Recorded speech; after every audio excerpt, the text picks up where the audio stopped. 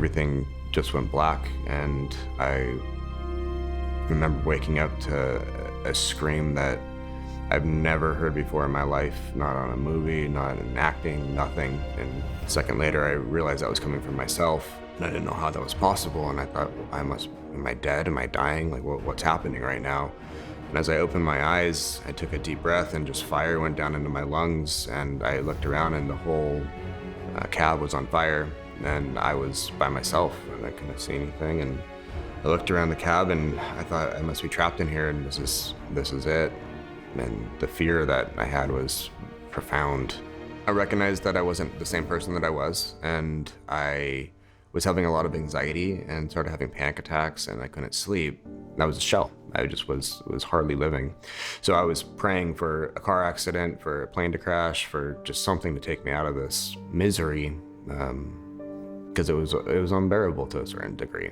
It can be even harder when you have loved ones and family and friends telling you just snap out of it, or hey, everything's okay, or da-da-da, because you don't feel that to be true. What you feel is an anguish and an inner pain and an inner just anxiety that won't ever leave you, and unless you're blackout drunk or just medicated out of your mind. The rest of it is just pretending to be here, pretending to look at you, pretending to talk to you, pretending to be around people or friends, if you can even do that.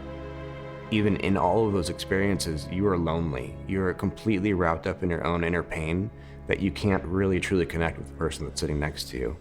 So if you go through life without being able to experience love and connection, that starts to kill you inside, and your soul starts to want to get out of here and just say, this is enough. What's the point? There's nothing good that I can experience.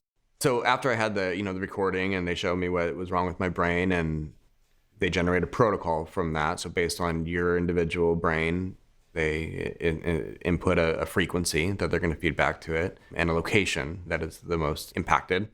And it feels like a finger tap on your head. And I got the first session, I remember looking at the guy and laughing at him and just thinking, you gotta be kidding me if you think this is gonna do anything. I've had too many things that have been promising before that have been fleeting, and there's no way it could be this easy, kind of a thing. But that night I slept for 8 hours, and I hadn't slept in 8 years like that. And this treatment was restoring my brainwaves, and I was still drinking a lot and smoking a lot of pot and taking my medicines. And 3 weeks into it, I sat down with a buddy, and we went to drink a large amount of alcohol like we usually do. And I had one cocktail and just said, I don't want another one. And for me, it shocked me.